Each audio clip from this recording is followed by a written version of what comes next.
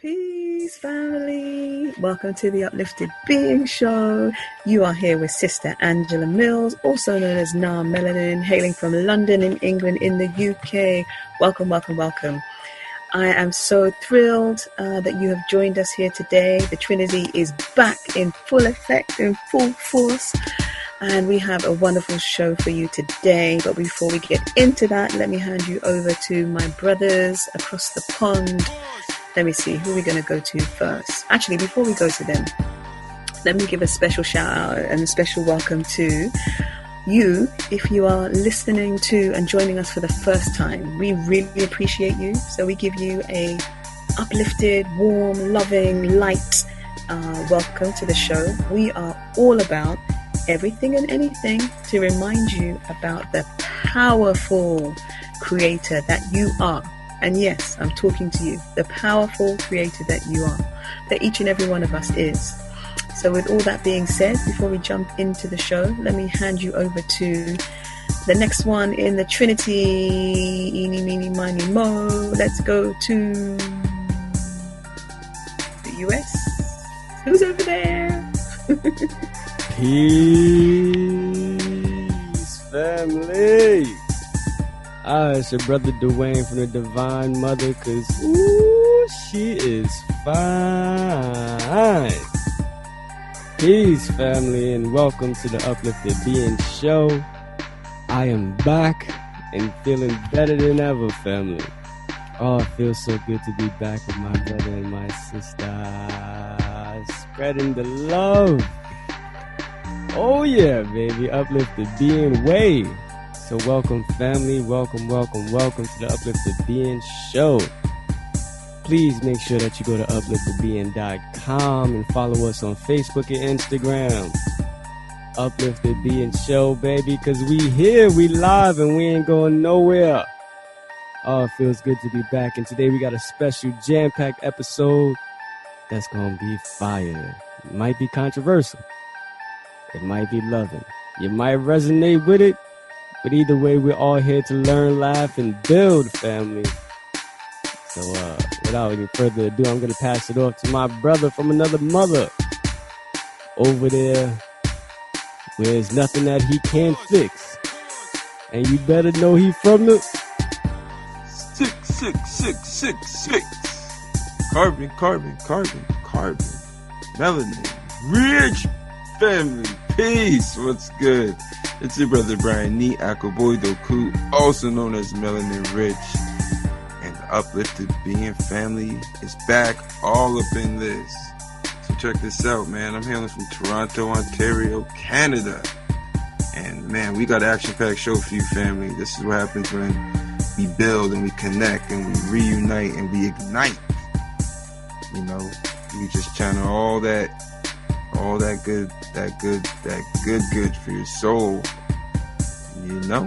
So today's topic and episode is prayer work. What did you say? I said, can I get a hallelujah? Amen. Amen, raw. I'm like, what did you say? For real? For real? Does prayer work? Right? Question. We may have an answer. Now,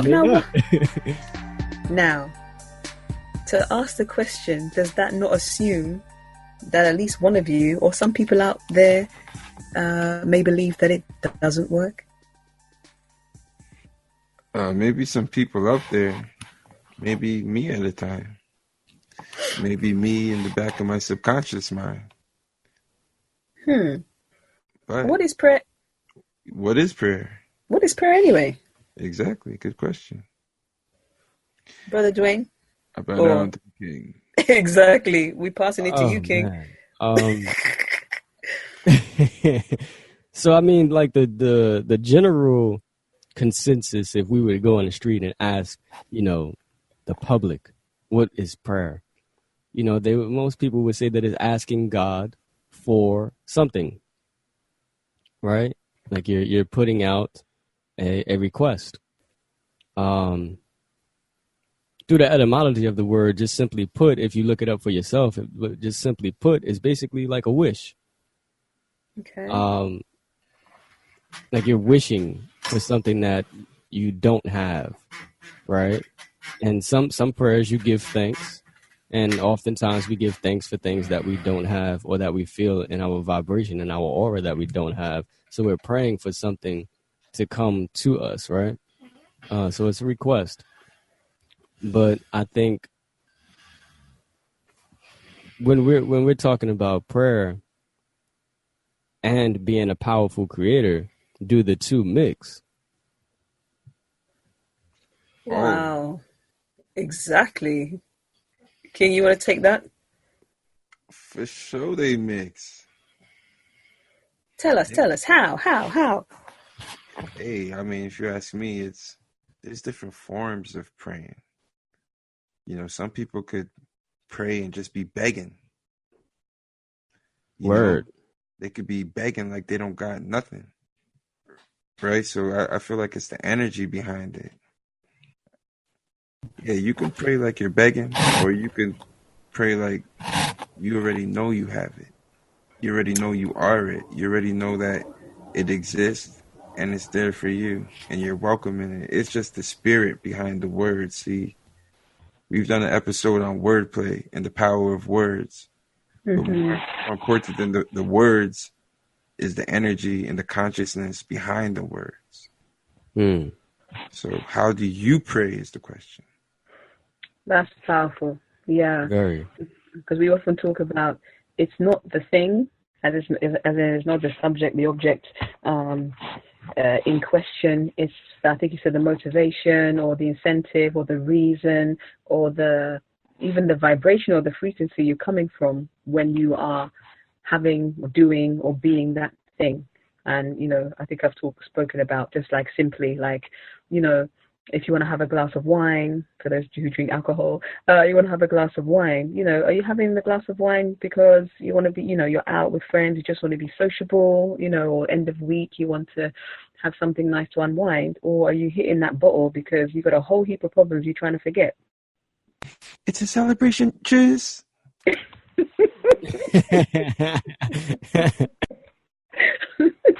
You hear me though? Like, exactly. So when you are asking, I guess why? Yeah, what's your motivation for asking? Are you looking to be saved? I know that one right there is going to be controversial, but are you looking to be saved, or are you placing an order? Like King was saying, it's like, are you asking from a place where, yeah, I know I can have this thing, but I just need to actually ask for what it is that I want. So it's like, I ask, I get, that's it. Or is it, oh, please, maybe, you know, if in some time you think it may be appropriate for me, you know?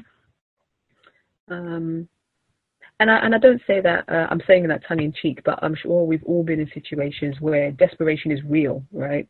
Like Right. You really, absolutely 100% need something to come off for you, whether it's to, you know, have the money to pay your bills, you know, have other means to look after your children, whether it's to, you know, overcome a health situation or something. It's like, this has to work. You know what I mean? Like, there's no negotiable, like, this, I need this. I need you to deliver this. And even that can be, there could be two sides to that, because some people, for instance, somebody's suffering from a terminal illness. I'm sure we know stories, whether they're personal or we've seen them in the media or something, of people who have been diagnosed with some kind of terminal illness. Some pull through and some don't, right? And what I remember and I've seen is what people talk about is, you know, almost like the power of your spirit, the power of those who believe. It's like, I've got what now? This it? No. This thing is not taking me out. I'm Right. gonna do this. It's like, it's not even happening. That's not even an option. So let me just do what I need to do. Do you understand? They're just like, no, I'm not even accepting that. And so there may be a prayer, but a prayer to back up there. This is not happening. This is what I want to happen. So let's make that happen instead, as opposed to others with no judgment that just completely, it could be because it's very late stages, who knows, but completely succumb to, oh, this is a foregone conclusion. I've been told this, so I must accept it. So like there's no hope. So in their heart, at the core of them, they feel that there's no hope, but they're still praying, please deliver me from this thing. Does that make sense? Absolutely, absolutely. Acceptance and belief. Mm-hmm. Because you know how you don't like say you feeling some pain in your knee, but for months you haven't been paying it any attention. You know what I'm saying? You just feel it every now and then. But for the most part, your days are fine, right? You don't really feel any pain. Then you go to the doctor and they say you got some fluid in your knee. Now you start feeling pain every day because you've accepted what the doctor said. Like people don't start getting sick until they're told that they're sick and then they accept that they're sick. Oh, let that one marinate. My goodness. But if they were never told that they were sick or they didn't accept it, would it be the same reality? No, please say that one again. That one was just say that one. People don't get sick until they're told that they're sick and then they accept that they're sick. Like would it be the same reality if you weren't told it and you didn't accept it, or you were told it and you didn't accept it? So it's just the power of belief and accepting your reality and creating your reality. But I just wanted to tap in real quick, family. I think when the praying that we speak of is more so like an invocation and demanding when we're talking about creating our own reality, because when we're praying, most oftentimes, like King said, it's a difference. Like, are you begging or are you creating? As if it's already existing. And I know this firsthand, just like these last 2 months in my life, where it was a big shift between me asking and me demanding, because it's depending on who you're asking to and who you're demanding to. You know what I'm saying? Like when you're talking to your ancestors or your spirit guides or your orishas, and whoever it is that the spirit is that you're demanding from, it's like they need you, right? Just as much as you need them. Like your ancestors' blood runs through your DNA. Exactly. You know what I mean? Like without you, they kind of can't manipulate the reality that they want as well. You know what I'm saying? Like your ancestors don't want you to be struggling. You know what I'm saying? Your source, the source of all, is not a source of poverty. You know what I'm saying? Our ego is what creates poverty, right? The things that we Yeah. accepted in this world are the things that create our struggles. Mm-hmm. And there's nothing wrong with contrast. Contrast breeds new desire. When you're going through some shit, that's when you really shooting out those desires. You know what I'm saying? If you broke, you have the strong desire to not be broke, to be rich, to be wealthy, to be prosperous, right? So like, Right. it's what techniques are we using? Because remember that all mental talk is prayer. Ashe, ashe, ashe. Oh. I say, Wow, yeah. All mental talk is prayer. Okay. So we're just putting out, it's like just a communication, whether it's spoken or spoken outwardly or spoken inwardly, if that makes sense. Yeah, some people right. say prayer is when you talk to God, and meditation is when God talks to you. But I just want to piggyback off what Brother Dwayne was saying, and I'm going to take it to the good book. You know that good book. Uh-huh. That good old good book. All right, so the Lord's Prayer, right? In the Lord's Prayer, it says, "Give us this day our daily bread."